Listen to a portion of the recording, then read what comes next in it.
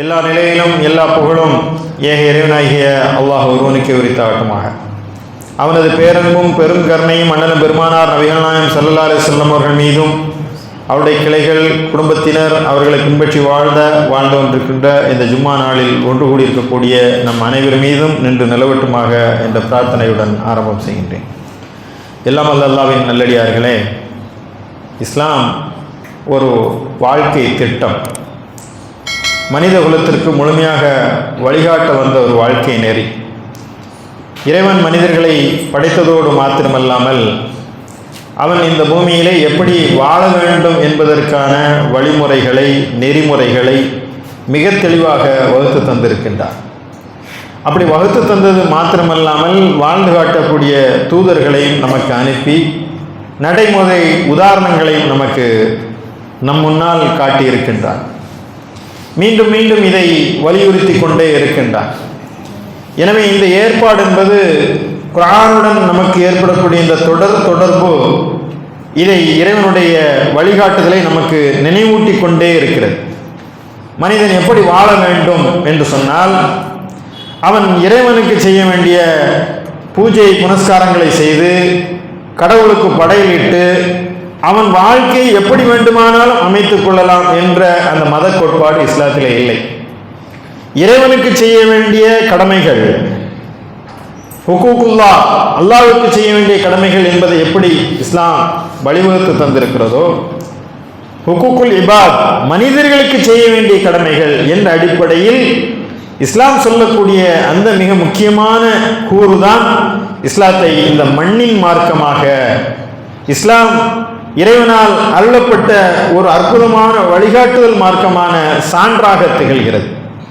எனவே இறைவனுக்கு செய்ய வேண்டிய கடமைகள் உரிமைகள் என்று இருப்பதைப் போல மனிதர்களுக்கு நீங்கள் உரிமைகளை கடமைகளை செய்ய வேண்டும் என்பதிலே மிக மிக நுட்பமாக இஸ்லாம் வரையறுத்து தந்திருக்கிறது. நீங்கள் தாய் தந்தையரிடம் நல்ல விதமாக நடந்து கொள்ளுங்கள், பிள்ளைகளிடம் நல்ல விதமாக நடந்து கொள்ளுங்கள் என்றெல்லாம் வகுத்து தருவது அடிப்படை. கணவன் மனைவி உரிமைகள் உறவுகள் என்பதெல்லாம் தனித்தனியாக மிக முக்கியமான பகுதிகள். ஆனால் எந்த அளவு மிக மிக நுணுக்கமாக இஸ்லாம் உங்களுக்கு அந்த மனித உரிமைகளை மீது கவனம் செலுத்துகிறது என்று சொன்னால், அருகரு நீங்கள் பக்கத்தில் நிற்கிறீங்க ஒரு வரிசையில், ஒரு 5 நிமிஷம் உங்களுக்கு உண்டான அந்த உறவு இருந்தாலும் அந்த 5 நிமிட உறவில் கூட அவரிடம் நீங்கள் நீதமாக அவருக்கு தொல்லை தராத வகையில் நீங்கள் நடந்து கொள்ள வேண்டும். ரொம்ப முக்கியமான ஒரு கான்செப்ட். அதனால தான் தொழுகையில் வந்து நிற்கிறீங்க. நீங்கள் தொழுகையில் நான் பள்ளிவாசலுக்கு வர்றேன், நான் இங்கே நிற்கிறேன்னா பக்கத்தில் நிற்கக்கூடியவர் எங்கிருந்தோ வர்றாரு, அவருக்கு எனக்கு சம்மந்தம் இல்லை. ஆனால் எப்போது சஃபில் என் பக்கத்தில் நிற்கிறாரோ அப்போ என் பக்கத்து வீட்டுக்காரர் ஆகிடுறாரு, என் சொந்தக்காரர் ஆகிடுறாரு, எனக்கும் அவருக்கும் உரிமைகள் அங்கே வந்துடுது. இதை குறு நட்பு என்று சொல்வார்கள். அப்போ அந்த பக்கத்தில் இருக்கக்கூடிய தொழுகையில் எவ்வளோ நேரம் நம்ம தொழ போகிறோம்? ஒரு 5 நிமிஷம் தொழுவோமா? அந்த 5 நிமிடம் அவரும் தொழ போறார், நானும் தொழ போறேன். இந்த தொழுகையில் இருக்கக்கூடிய அந்த நேரத்தில் கூட அவரை நீங்கள் இடைஞ்சல் செய்துவிடக் கூடாது என்பதற்காக வெங்காயம் வெள்ளை பூண்டை சாப்பிட்டுட்டு வராதீர்கள். அவர்கள் டிஸ்டர்பன்ஸாக இருக்கும் பக்கத்தில் நிற்கிறவனுக்கு. அதுவும் நீங்கள் அந்த மனித உரிமை மீறல் என்ற அடிப்படையில் சொல்கிறது என்று சொன்னால் மிக மிக நுணுக்கமாக நீங்கள் இதை புரிந்து கொள்ள வேண்டும். நம்ம அண்டை வீட்டார் உரிமைகள் கடமைகள் உறவுகள் என்றெல்லாம் நாம் இதை விரிவாக சொல்வதற்கு முன்னால் மிக அடிப்படையாக நீங்கள் சில மணி தூரங்கள் சில மணி நேரங்கள் செலவிடக்கூடிய பக்கத்தில் இருப்பவருடைய உரிமைகளையும் கடமைகளையும் நீங்கள் நிறைவேற்றிவிட வேண்டும் என்பதுதான் இஸ்லாம் சொல்லித் தருகின்ற மனித உரிமைக்கான மிக முக்கியமான கூறு. எனவே இந்த அடிப்படையிலே இஸ்லாம் எந்த அளவு நீங்கள் பக்கத்து வீட்டுக்காரருடன் உறவை பேண வேண்டும் என்பதை குறித்து மிக தெளிவாக வழிகாட்டுதலை வழங்கியிருக்கிறது. எந்த அளவுக்கு என்று சொன்னால், பிரபலமான ஒரு நபிமொழியின் மூலம் நீங்கள் அதை விளங்கிக் கொள்ள முடியும். ஜிப்ரீல் அலைஹிஸ்ஸலாம் வானவர் தலைவர் பல விஷயங்களை குர்ஆனை வஹி மூலமாக அல்லாஹ்விடமிருந்து பெருமானார் நாயகம் ஸல்லல்லாஹு அலைஹி வஸல்லம் அவர்களுக்கு சிறுக சிறுக அதை எடுத்து வந்து இறைவனுடைய புறத்திலிருந்து அந்த வேதத்தை பெருமானார் நாயகம் ஸல்லல்லாஹு அலைஹி வஸல்லம் அவர்களுக்கு அருளுகிறார்கள். இது தவிர சில விஷயங்களை வலியுறுத்தி இருக்கிறார்கள் ஜிப்ரீல் அலைஹிஸ்ஸலாம் அவர்கள். அப்படி வலியுறுத்தும் போது அண்டை வீட்டார் விஷயத்தை குறித்து ஜிப்ரீல் அலைஹிஸ்ஸலாம் அவர்கள் எனக்கு தொடர்ந்து வலியுறுத்தி கொண்டே இருக்கின்றார்கள். நபிகள் நாயகம் ஸல்லல்லாஹு அலைஹி வஸல்லம் அவர்கள் சொன்னார்கள், ஜிப்ரீல் அலைஹிஸ்ஸலாம் அவர்கள் எனக்கு தொடர்ந்து வலியுறுத்தி கொண்டே இருந்தார்கள். எந்த அளவு என்று சொன்னால் பெருமானார் நாயகம் ஸல்லல்லாஹு அலைஹி வஸல்லம் அவர்கள் பயப்பட ஆரம்பிச்சிட்டாங்க. ஜிப்ரீல் அலைஹிஸ்ஸலாம் அவர்கள் அடிக்கடி இது சொல்லிக்கிட்டே இருக்காங்களே, அடுத்து என்ன வரப்போகுது, அடுத்து வரப்போது சொத்துல அண்டை வீட்டுக்காரனுக்கு உரிமை இருக்கு என்று சொல்லி விடுவார்களோ என்று நான் அஞ்சக்கூடிய அளவுக்கு வலியுறுத்தினார்கள். ரொம்ப முக்கியமான ஒரு இலக்கிய கூறு. இதை விட ஒரு தெளிவாக இந்த விஷயத்தை அழுத்தம் தர முடியாது. எங்கிட்ட வந்து எந்த அளவு வலியுறுத்திக்கிட்டே இருந்தாங்கன்னா, பக்கத்து வீட்டுக்காரன் உரிமை, பக்கத்து வீட்டுக்காரன் கடமை, பக்கத்து வீட்டுக்காரன் பற்றி சொல்லும் போது சொத்துல அவனுக்கு பங்கு கூடு என்று சொல்லிவிடுவார்களோ என்று நான் பயப்படக்கூடிய அளவிற்கு அந்த வலியுறுத்தல், அந்த வழிகாட்டுதல் எனக்கு இருந்தது என்று பெருமானார் நாயகம் ஸல்லல்லாஹு அலைஹி வஸல்லம் அவர்கள் சொல்லி இருக்கிறார் என்று சொன்னால், நம்ம ரொம்ப கவனக்குறைவாக இருக்கக்கூடிய விஷயங்கள்ல இது ஒன்று. நீங்கள் நல்லவராக இருக்கலாம், வல்லவராக இருக்கலாம், ஹஜ்ஜுக்கு போயிட்டு வந்திருக்கலாம், ஹாஜியாக இருக்கலாம், பயான் பண்ணலாம், என்ன வேண்டுமானாலும் செய்யலாம், ஊருக்கு நல்லவர் வல்லவராக இருந்திருக்கலாம். ஆனால் உங்களுக்கு சர்டிஃபிகேட் 2 இடத்துலேருந்து கிடைக்க வேண்டும். 2 இடத்துலேருந்து சர்டிஃபிகேட் கிடைக்கும். எங்கேருந்து சர்டிஃபிகேட் சொல்லியாச்சுன்னா, மனைவியிடமிருந்து வீட்டில் நல்லவர் என்ற சர்டிஃபிகேட் கிடைத்தால்தான் நீங்கள் உண்மையான மனிதர், நேர்மையான மனிதர் என்பதற்கான அடையாளம். பெருமானார் நாயகம் ஸல்லல்லாஹு அலைஹி வஸல்லம் அவர்கள் சொன்னார்கள், உங்களில் சிறந்தவர் யார் தெரியுமா? உங்கள் மனைவியரிடம் சிறந்தவர், உங்கள் இல்லத்தில் சிறந்தவர் தான் உங்களில் சிறந்தவர், என் குடும்பத்தில் நான் சிறந்தவன் என்று சொல்லி தருகிறார்கள். எனவே நமக்கு சர்டிஃபிகேட் முதல்ல எங்கிருந்து கிடைக்கணும்னா, என் மனைவிட்டிருந்து கிடைக்கணும். எங்கள் வீட்டுக்காரரு நல்லவர். இந்த சர்டிஃபிகேட்டு வாங்குவது ரொம்ப கஷ்டம், அதை கூட வாங்கிடலாம்னு வச்சுக்கோங்க. அடுத்து நீங்கள் நல்லவரா கெட்டவரா அப்படிங்கிறதுக்கான அடவுகள் என்ன தெரியுமா? உங்கள் அண்டை வீட்டுக்காரர் உங்களை குறித்து நல்ல விதமாக சொன்னால் நீங்கள் நல்லவரே, அவர் உங்களை குறித்து தவறாக சொன்னால் நீங்கள் கெட்டவரே. அப்போ பெருமானார் நாயகம் ஸல்லல்லாஹு அலைஹி வஸல்லம் அவர்கள் சொல்லி தருகின்ற இந்த அளவுகோலை வைத்துக்கிட்டு நான் நல்லவனா கெட்டவனாங்கிறதுக்கான உரைகள் யாருன்னா, பக்கத்து வீட்டுக்காரர், அடுத்த வீட்டுக்காரர். அவர் நல்லவர் என்று சொன்னால் நான் நல்லவன், அவன் கெட்டவன் சொன்னால் நான் கெட்டவன் என்று சொன்னால் அவர் சொல்றதுக்கு இல்லை, அவரிடம் நாம் எப்படி நடந்து கொள்கிறோம் என்பதுதான். ஏன்னா நான் காலையில் எழுந்து விழித்ததில் இருந்து இரவு கேட்ட கூட்டுற வரைக்கும் எனக்கும் பக்கத்து வீட்டுக்காரனுக்கும் ஒரு நூலிலை தொடர்பு இருந்துக்கிட்டே இருக்கும். எஞ்சோடனே அவன் முகத்துல முழிக்கணும். எனக்கு சொந்தக்காரர் இருப்பான், எங்கள் வீட்டில் எனக்கு ரொம்ப நெருங்கிய நண்பர்கள் இருப்பாங்க, அவங்களெல்லாம் நான் தூரத்தில் வச்சு தான் பார்க்க முடியும். ஆனால் காலையில் எழுந்தவுடனே யார் முகத்தில் முழிக்கணும்? பக்கத்து வீட்டுக்காரன் முகத்தில் முழிக்கணும். ஒரு உப்பு வேணும், ஒரு அவசரத்துக்கு எதையும் ஒன்று வேணும், கையில் மருந்து வேணும், எங்கே போய் கேட்போம்? பக்கத்து வீட்டுக்காரன்றதை போய் கேட்போம். நாளைக்கு லாபமோ நஷ்டமோ, திடீர்னு எனக்கு வந்து உடம்பு சரியில்லாமல் ஆகிப்போச்சு, நான் எங்கள் மச்சான் வரட்டும், எனக்கு சொந்தக்காரங்க வரட்டும், எங்கள் ஃபேமிலி டாக்டர் வரட்டும்லாம் நான் உட்காந்துட்டு இருக்க முடியாது. ஃபோனில் அவங்கள்ட்ட சொல்லி அவங்க வர்றதுக்கு முன்னாடி பக்கத்தில் வந்து என்ன நிற்கிறது யார்? முதல்ல என்ன ஆஸ்பத்திரிக்கு தூக்கிட்டு போகிறது யார்? உடம்பு சரியில்லைங்க, அவரை யார் முதல்ல தூக்கிட்டு போவா? ஆம்புலன்ஸ் வந்து தூக்கி யார்? பக்கத்தில் இருக்கவன்.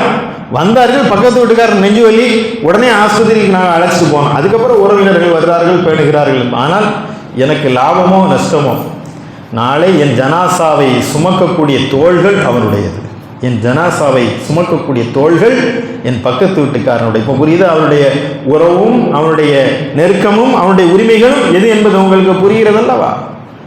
அவரிடம்தான் உங்களுடைய உறவு. எந்த அளவுன்னா, நாங்கள்லாம் வந்து இங்கே சென்னையில் இருக்காங்க இல்லை, எங்கள் ஊருக்கு வெளியூருக்கு போகும்போது சாவி எங்கே கொடுத்துட்டு போவோம்? பக்கத்து வீட்டில் கொடுத்துட்டு போவோம். அதை விட என்னங்க நம்பிக்கை வேணும்? வீட்டில் என்னவெல்லாம் இருக்குது, வீட்டில் சொத்து இருக்குது, வீட்டில் நகை இருக்குது, எல்லாமே இருக்குது. சாவி ஆட்டு கொடுத்துட்டு போவோம். ஒரு வாரம், ஒரு நாள் 2 நாள் இல்லை, ஒரு வாரம் வெளியூர் போயிட்டு வரோம், இந்தாங்க சாவி வச்சுக்கிறேங்க. அப்போ நம்மளுடைய ட்ரஸ்ட், அமானத்.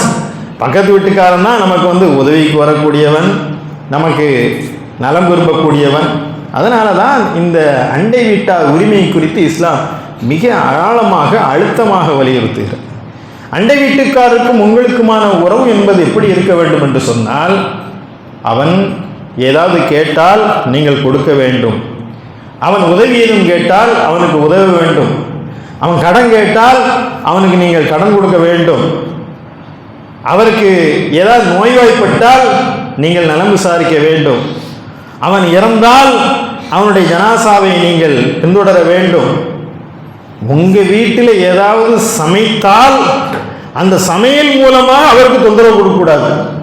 எப்படிங்க சமையல் மூலமாக தொந்தரவு கொடுக்கக்கூடாது அப்படின்னா, பக்கத்து வீட்டுக்காரன் வறுமையில் இருக்கான், சாப்பிட்றதுக்கு வழி இல்லாமல் இருக்கான்னா கம கம கமன் கமன்னு இங்கே பொறிச்சு தள்ளக்கூடாது. பிரியாணியும் சிக்கனும் மட்டனும் அது மனம் தவிர்க்க முடியுமா? அவன் பசியோடு கிடப்பான். மனமானா கம கமன் வருதுன்னா இந்த மனத்தின் மூலமாக கூட அவனுக்கு நீங்கள் சிரமம் வந்து விடக்கூடாது. அப்படி நீங்கள் உங்கள் வீட்டில் உங்கள் தேவைக்கு சுவையாக மனமாக ஏதாவது உணவு தயாரிக்கிறீர்கள் என்று சொன்னால் அந்த உணவில் அவனுக்கு பங்கு உண்டு. அண்டை வீட்டுக்காரனுக்கு நீங்கள் சமைத்த உணவிலிருந்து நீங்கள் கொடுக்க வேண்டும். உங்களிடம் அந்த ஒரு ஆட்டின் கால் குழம்பு, அதை நீங்கள் ஒரு ஆட்டுக்கால் சூப்பு வச்சிங்கன்னா கூட அதில் கொஞ்சம் தண்ணீரை ஊற்றி, கொஞ்சம் கூட எனக்கே பத்தலை, எங்கள் வீட்டுக்கு பத்தலைன்னாலும் அதில் சிறிதளவு தண்ணீரை விட்டு அதை நீங்கள் அண்டை வீட்டுக்காரனுக்கு கொடுங்க. இப்படி நீங்கள் அவருக்கு நீங்கள் கொடுக்க வேண்டும். அவருடைய உரிமைகளை நீங்கள் பேண வேண்டும். அதே நேரத்தில் அவருக்கு நீங்கள் தொல்லை தரக்கூடாது. ஆனால் பெரும்பாலான பிரச்சனை என்னங்க, இப்போ இங்கே ஜும்மாவுக்கு வந்திருக்கக்கூடிய மக்களாகட்டும், இந்த உரையை கேட்கக்கூடிய நண்பர்களாகட்டும், நான் மனச்சான்றுடன் நின்று சொல்லுங்கள், பக்கத்து வீட்டுக்காரனுக்கு பகை இல்லாமல் இருக்கிற யார்? பக்கத்து வீட்டுக்காரன்ட்டு பேச மாட்டான். என்ன பிரச்சனை அவருக்கு இருக்கும்? சொத்து தகராறா, வாக்கியா தகராறு வர ஒன்றும் இல்லைங்க, பைக்கை விட்டேன் இடிச்சிட்டான், நான் எத்தனை தடவை சொன்னேன் இடைக்க விடாதடா. அப்படி ரொம்ப சின்ன விஷயம், சின்ன சின்ன குப்பையை என் வீட்டு வாசலில் போடுறான். அவங்க தள்ளி முறை வாசலில் ஏன் வீட்டில் குப்பையை போடுறான். நான் எத்தனை தடவை சொல்லாச்சு, பாட்டை சத்தமாக வச்சு கேட்காதன்ட்டு. என்னை படிக்க விட மாட்டேன். பையன் +2 படிக்கிறான், பக்கத்துக்கு உட்காந்து பாட்டை போட்டுக்கிட்டு இருக்கான். இந்த தகராறுலாம் வரும், இயல்பு இது. இந்த இயல்பை உணர்ந்துதான் இஸ்லாம் சொல்கிறது, அவர்களுக்கு நீங்கள் தொல்லை தராதீர்கள். நாம் கிராத் கேட்குறது, கிராத் ஓதுறது, குரான் ஓதுறது நல்ல செயல் தான். ஆனால் அந்த நல்ல செயலை பக்கத்து வீட்டுக்காரனுக்கு டிஸ்டர்ப் பண்ணுற மாதிரி நீ பண்ணக்கூடாது. நல்ல சவுண்டு ரேடியோவில் வச்சு அல்ல செல்ஃபோனில் நல்ல சவுண்டை வச்சு கிராத்தை சத்தமாக போட்டிங்கன்னு வைங்களேன், அது அவன் உங்களுக்கு நன்மை என்று நீங்கள் கருதுகிறீர்கள், அவனுக்கு அது இடைஞ்சலாக இருக்கும். அந்த கிராத்தை கூட நீ அவனுக்கு டிஸ்டர்பாக வைக்கக்கூடாது. உன் வீட்டில் வச்சுக்க, உனக்கு சவுண்டு வச்சுக்க, அவ்வளோதான். ஏன்னா பக்கத்தில் இருக்கவனுக்கு நீங்கள் தொல்லை தராதீர்கள்.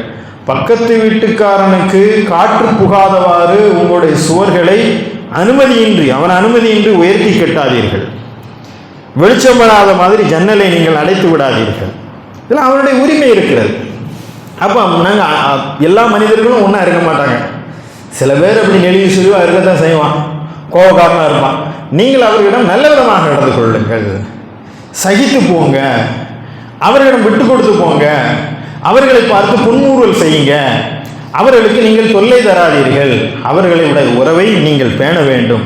இதை திருமறை குர்ஆன் ஒரு வசனத்தில் ரொம்ப அழுத்தமாக, ஆழமாக, தெளிவாக, விரிவாக சொல்கிறது. வஅபுதுல்லாஹ் வலா துஷ்ரிகு பிஹி ஷையம் வபில்வாலிதைனி இஹ்சான் வபிதில் குர்பா வல் யதாமா வல் மசாக்கீன வல் ஜாரிதில் குர்பா வல் ஜாரில் ஜுனூபி வஸ்ஸாஹிபில் பில் ஜம்பி வபினி ஸபீலி வமா மலகத் ஐமானுக்கும் இன்னல்லாஹ் லா யுஹிப்பு மன் கான முஹ்தாலன் ஃபഖூரா. மேலும் நீங்கள் அனைவரும் அல்லாஹ்விற்கே நீங்கள் அடிபணிந்து வாழுங்கள், அவனோடு எதையும் இணையாக்காதீர்கள். இது முதல் நிபந்தனை. அல்லாஹ்வுக்கு யாரையும் இணையாக்காதீர்கள், அவனுக்கு நீங்கள் அடிபணிந்து வாழுங்கள். இது இறைவனுக்கு செய்ய வேண்டிய கடமை. அடுத்து மனிதர்களுடைய உரிமைக்கு இறைவன் வருகிறார். தாய் தந்தையருடன் நீங்கள் நல்ல விதமாக நடந்து கொள்ளுங்கள். இது ஜெனரலான, இது மிக முக்கியமான அடிப்படையான ஒரு இன்ஸ்ட்ரக்ஷன்.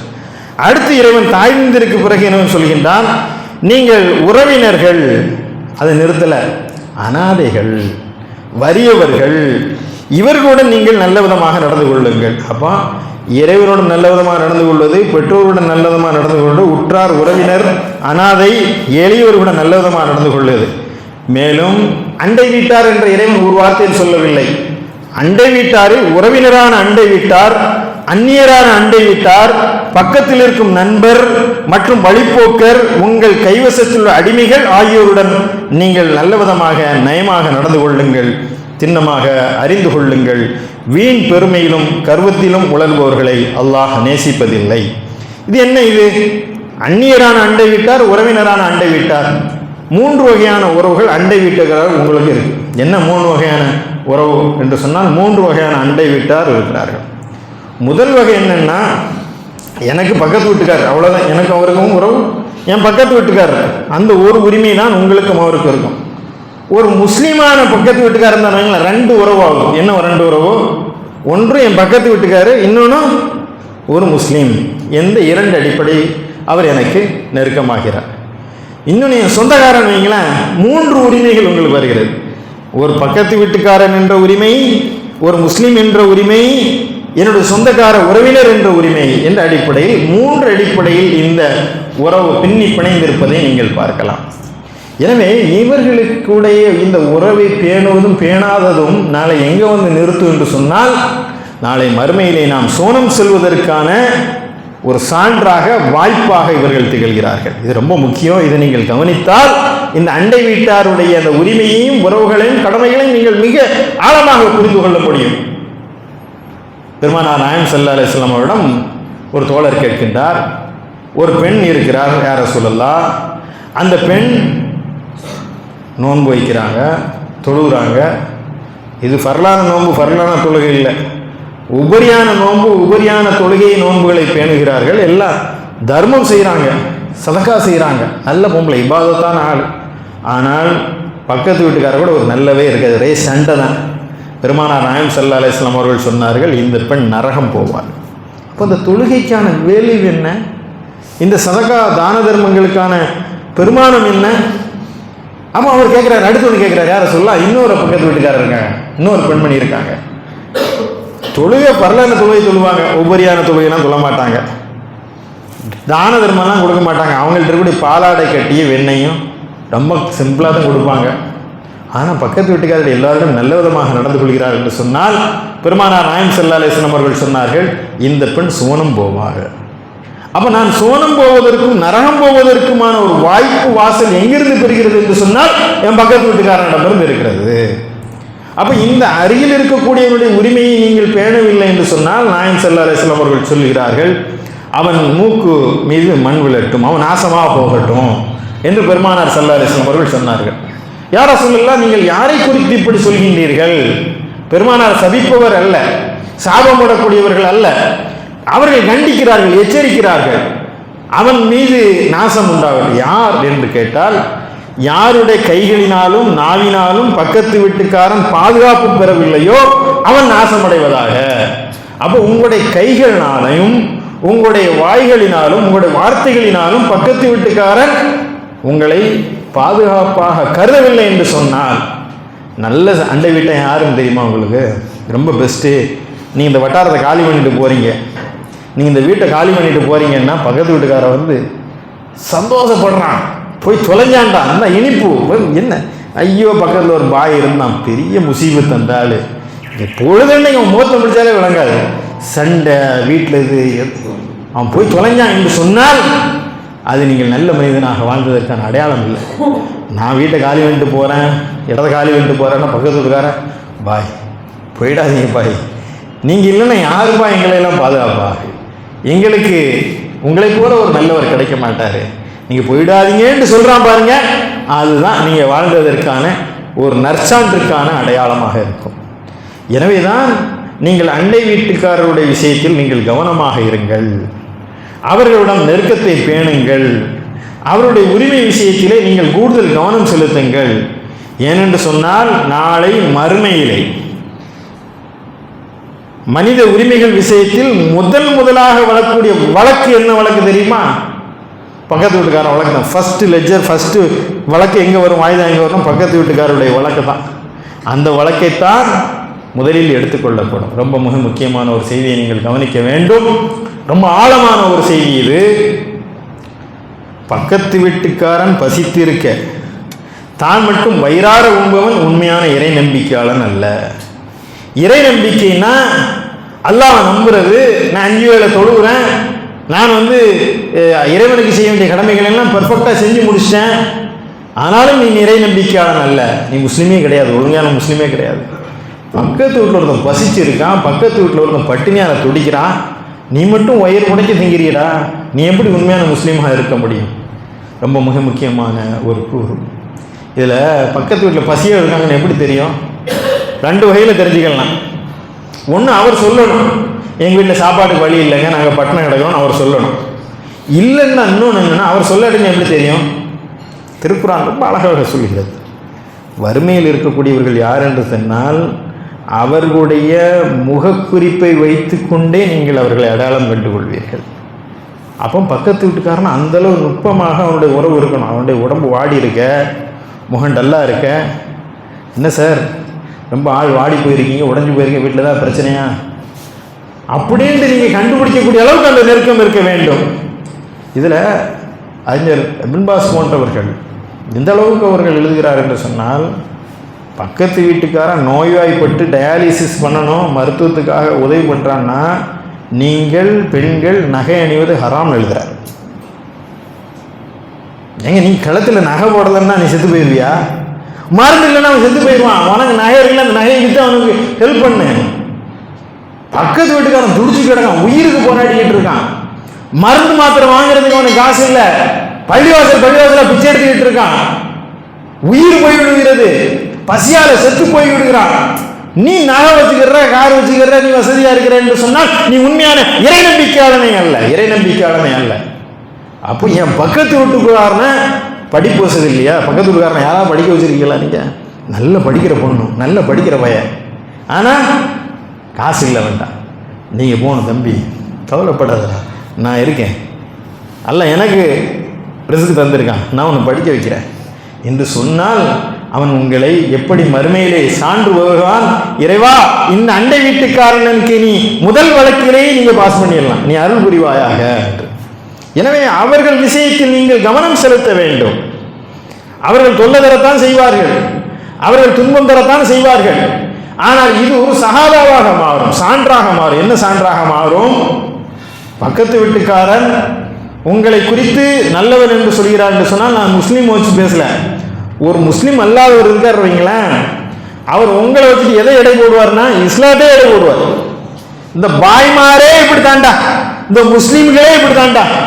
அப்போ உங்களை வைத்துக்கொண்டு ஒரு மார்க்கத்தின் மீது அவருக்கு வெறுப்பு வந்துவிடும். ஒரு மார்க்கத்தின் மீது வெறுப்பு வந்து, என் பக்கத்து வீட்டில் ஒரு பாய் இருக்கான் என்று சொன்னால், ஆனால் அதே நேரத்தில் நீங்கள் அவரிடம் நல்ல விதமாக நடந்து கொண்டால் அதுதான் சகாதா, சத்தியத்திற்கு சான்று வழங்குவது, செயல்வழி சான்று வழங்குவதற்கான ஒரு அடையாளம். பக்கத்து வீட்டுக்கார முஸ்லீம் அல்லாதவர், என் பக்கத்தில் ஒரு முஸ்லீம் இருக்காருங்க, ரொம்ப தங்கமான மனுஷன், அவர் இருக்க போய் தான் நான் பாதுகாப்பாக இருக்கிறேன் எந்த அளவு என்று சொன்னால் யோசிச்சு பாருங்க. ஒரு முஸ்லீம் அல்லாத நண்பர் வெளியூருக்கு போறாரு. வெளியூருக்கு போகும்போது, ரொம்ப எமர்ஜென்சியாக போகும்போது, தன்னுடைய பெண் குழந்தைய பக்கத்து வீட்டு முஸ்லீம் வீட்டில் கொண்டு போய், என் பிள்ளை எங்கே விட்டாலும் பாதுகாப்பு இருக்காது, என் சொந்தக்காரங்கள்ட்ட விட்டால் கூட பாதுகாப்பு இருக்காது, பாய் உங்கள் வீட்டில் விட்டால் பிள்ளை பாதுகாப்பாக நிற்கும், என் பிள்ளை உங்கள் வீட்டில் விட்டுட்டு போகிறேன்னு சொல்கிறான் பாருங்க. இந்த நம்பிக்கை, இது இஸ்லாத்தின் மீதான நம்பிக்கை, இது இறை மார்க்கத்தை ஏற்றுக்கொண்டவருடைய நற்சான்றின் மீது வழங்கக்கூடிய நம்பிக்கை. எனவே அன்பு தோழர்களை, இது விரிவான பேச வேண்டிய ஒரு தலைப்பு.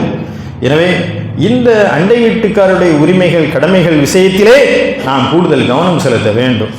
எங்கள் ஊர் பக்கத்துலாம் புதுச்சவர்னு ஒன்று இருக்கும். எங்களுக்கு சொந்த சுவரே கிடையாது. மேலே வீட்டுக்கு கீழே வீட்டுக்கு ஒரு சுவர், கீழே வீட்டுக்கு மேலே வீட்டுக்கு சுவர். இந்த சுவர் இல்லை, இந்த சுவரில் எனக்கு வீடே கிடையாது. இந்த 2 பேரும் புதுச்சுவர் இல்லை. இப்படி ஒவ்வொரு சுவரும் இணைந்து தான் அந்த வீடாக மாறுகிறது. அதான். ஆனால் அதிலே கூட நிறைய நிபந்தனைகள் இருக்கு. பொதுச்சுவரை நீ மேலே கட்டி எழுப்புற உன் வசதிக்குன்னா பக்கத்து வீட்டுக்கார்ட்ட போய் காசு கேட்கக்கூடாது. அவன் எப்போ புழங்குறானோ அப்போ தான் காசு கேட்கணும். இன்னும் அந்த சுவரை உயர்த்தி கட்டுறதுக்கு அவன்கிட்ட ரைட்ஸ் கேட்கணும். உனக்கு இடைஞ்சலாக இருக்குப்பா, வெளிச்சம் வராத, காற்று வராத, கட்டி கட்டுமான்னு கேட்கணும். நீ சுவத்தை கட்டிட்டு அவன்கிட்ட போய் காசு கேட்டு சண்டைக்கு போட்டு நிற்கக்கூடாது. இன்னும் பார்த்தீங்கன்னா வட்டாரம் என்று ஒன்று வரும். உறவுகள் எல்லாம் ஒன்றா சேர்ந்து கல்யாண வீட்டிலாம், எங்கள் வீட்டிலலாம் மண்டபம்லாம் கிடையாது. எங்கள் ஊரில் தாளாவில் பரிமாறுவோம், மொத்தமாக வந்து நில்லுங்க. பக்கத்து வீட்டுக்காரன் தான் எல்லாம் பரிமாறுவோம். கல்யாணம் வந்துருச்சுனாலும் பக்கத்து வீட்டுக்காரன் தான் வந்து நிற்பான். ஒரு மௌத்தோ ஒரு கல்யாணமோ யார் வந்து நிற்பா பக்கத்துலன்னா வட்டாரத்துக்காரன் கடன் வாங்கி கொடுப்பான், மேல் வீட்டுக்காரன் கீழ் வீட்டுக்காரன். எனக்கு இவர்களை பகித்து விடக்கூடாது என்ற அந்த பிணைப்பு வந்து இருந்தது. இன்றைக்கு மனிதன் தனித்தீவாக வாழ ஆரம்பித்து விட்டான். இன்றைக்கி வில்லாக்கள், அப்பார்ட்மெண்ட்டு நிறைய தனித்தனியாக வந்துருச்சு. குடியிருப்பு வாசிகள் பக்கத்தில் யார் இருக்கான்னே தெரிய மாட்டாங்க. என் பக்கத்து வீட்டுக்காரன் பேரை சொல்லு, பக்கத்து வீட்டில் யார் இருக்கா, எத்தனை பேர் இருக்காங்க, அந்த குடும்பத்தில் என்ன இருக்குது, அவர் யார் தெரியாது. அவரை பார்த்ததில்லை. அவர் ஒரு லைனில் போகிற, இவர் ஒரு லைனில் போவார். ஒரு அப்பாயின்மெண்ட் வாங்கிட்டு ஒரு பெரிய டாக்டரை பார்க்குறதுக்கு போகிறாரு. போய் உட்காந்து பார்த்தாருன்னா அவர் உங்களை எங்கேயோ பார்த்த மாதிரி இருக்கேன். கடைசியாக அடுத்த வீட்டுக்காரன் இந்த இதுக்காக சொல்லலை, பக்கத்தில் ஒரு டாக்டர் 5 வருஷமாக இருக்கேன்ட்டு எனக்கு தெரியாதா. அந்த டாக்டர் நைட்டு 1 மணிக்கு வருவா, காலையில் 5 போவான், காரில் போவான், வருவான். இவன் திரும்பியே பார்க்குறது இல்லை.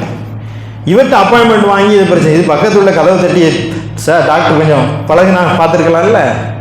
ஆக அண்டை வீட்டுக்காரரை நீங்கள் அறிந்து கொள்ளுங்கள், அவரோட நல்ல விதமாக நடந்து கொள்ளுங்கள். இந்த அண்டை வீட்டுக்காரனா பக்கத்து வீட்டுக்காரன் மட்டுமல்ல, நான் சொன்னது போல் பக்கத்தில் பேருந்தில் இருக்கக்கூடிய ஒருத்தர் இருக்காருன்னா அந்த பேருந்து பயணம் 1 மணி நேரமோ, ஒரு நாள் பயணமோ, 10 மணி நேர பயணமோ அவனை டிஸ்டர்ப் பண்ணிக்கிட்டே இருக்கக்கூடாது. இவன் ஜன்னலை அடைப்பாம்மா, அவன் திறப்பாம்மா. அடைச்சா நான் செத்து போயிடுவான்மா, நீ திறந்தா நான் செத்து போயிடுவேன், நீ முதல்ல அடை, நீ ஜாவு துற, அதுக்கடுத்து அவன் ஜாவட்டுங்கிற அளவுக்கு பிரச்சனைகள் வந்துட்டு. இதை என்ன ஒரு பக்கத்து இருக்கக்கூடிய அந்த உரிமைகள் இருக்குல்ல. நான் தயவுசெய்து சொல்கிறேன், இங்கே இருக்கக்கூடியவர்களுக்கு ட்ரெயினில் போகும்போதெல்லாம் பக்கத்து பெட்டில் பர்த்தில் படுத்துருங்கன்னா ரயிலில் விலைக்கு வாங்கின மாதிரி போகிறது. அங்கே லைட்டை போடுறோம், வீட்டில் போட்ட மாதிரி லைட்டை போடுறது. அவன் தூங்குவானே, காலையில் வேலைக்கு போவானே, சத்தம் அந்த செல்ஃபோன் இன்னைக்கு வந்ததுன்னு தெரியல. அதில் சொல்லுப்பா என்னப்பா அங்கே பக்கத்தில் வந்து தூங்கிட்டு இருக்கான்னு மெதுவாக பேசுகிறேன். பாட்டு போட்டு கேட்குறது, ரீல்ஸு கேட்குறது. அவன் வீட்டில் அவன் அம்மா இறந்து போனான்னு சொல்லிட்டு அழுதுகிட்டு ட்ரெயினில் போய்கிட்டு இருக்கான். ஏன் பாட்டு போட்டுக்கிட்டு இருக்கான்? ஏன்னா அந்த காதில் மாட்டுறதுக்கு ஒன்று இருக்குது, அதையாக வச்சு தொலைங்கண்டா, அதெல்லாம் வச்சு பார்க்க வேண்டியது தானே. சாப்பிட்டுட்டு அப்படியே கொண்டு அந்த ட்ரெயினில் அந்த வாஷ் பேஷன் இருக்குப்பா, அதில் ஓட்டி அம்புடு குப்பையும் போடுறது, அதில் தண்ணி நிரம்பிடும். ட்ரெயின் ஆடும்போது அதெல்லாம் மேலே நம்ம போனோம்னா நம்ம மேலே செஞ்சிடும். ஐயோ, இந்த பயணத்தில் போகும்போது படுத்துகிற பாடு இருக்கிறது, தொல்லை தராதீர்கள். அவனும் உரிமை உங்களுக்கு இருக்கிறது, சக பயணியுடைய உரிமை இருக்கிறது. லைட்டை போடாதீங்க, ஃபேனு அவனுக்கு தேவையில்லைன்னா அதுக்கு தகுந்த மாதிரி வச்சுக்கிறீங்க. சத்தம் இல்லாமல் பார்க்காதீங்க, சவுண்டாக பேசாதீங்க. சாப்பிடும்போது அவனுக்கு கொடுத்துட்டு சாப்பிடுங்க. அவனுடைய உரிமைகளும் கடமைகளும் இருக்கிறது. இது எல்லா வகையிலும் இந்த உரிமைகளையும் கடமைகளையும் பேச வேண்டும். எனவே நாம் எப்படித்தான் நாம் தொழுதாலும் நோன்பு வைத்தாலும் எவ்வளவு விவகாரங்கள் செய்தாலும் நம்முடைய வாழ்க்கையில் நாம் அண்டை வீட்டுக்காருடன் சக மனிதனுடன் நடந்து கொள்ள வேண்டும் என்பதையும் இஸ்லாம் வலியுறுத்துகிறது. எனவே அவர்கள் நம் சுவனத்தின் சொந்தக்காரர்களாகவும் வர வேண்டும் என்று சொன்னால், நாம் சுவனத்தில் நுழைவதற்கும் அவர்களையும் ஒரு காரணமாக்க வேண்டும் என்று சொன்னால், அருகில் இருப்பவர்களை தூரமாக்கி விடாதீர்கள். இன்னும் சில பேர் அருகாமையில் இருப்பவர்கள், அருகாமைன்னா அருக முடியாத தூரம், அருகாமைன்னா தூரம், அருகாமை இல்லை அருகில் உள்ளவன். எனவே அருகில் உள்ளவனை அருகாமையில் உள்ளவனாக ஆக்கிவிடாதீர்கள். வல்ல ரஹ்மான் அண்டை வீட்டார்களை பேணுவதன் மூலம், உறவுகளை பேணுவதன் மூலமாக அவர்களின் உறவுகளை நெருக்கத்தை நல்ல விதமாக நடந்து கொள்ளும் மூலமாக இஸ்லாத்திற்கு சான்று வழங்குவதற்கும் இந்த உலகிலும் மறு உலகிலும் வெற்றி பெறக்கூடிய அவர்களுக்கும் இந்த இறைமார்க்க செய்தியை சொல்லி அவர்களையும் நாம் அழைப்புக்கு சொந்தக்காரராக மாற்றி அவர்களையும் நாளை மறுமையிலே வெற்றியாளர்களாக தேழச் செய்வதற்கான முயற்சியும் நாம் மேற்கொள்ள வேண்டும். வல்ல ரஹ்மான் அத்தகைய நல்வாய்ப்பை நம் அனைவருக்கும் வழங்குவானாக.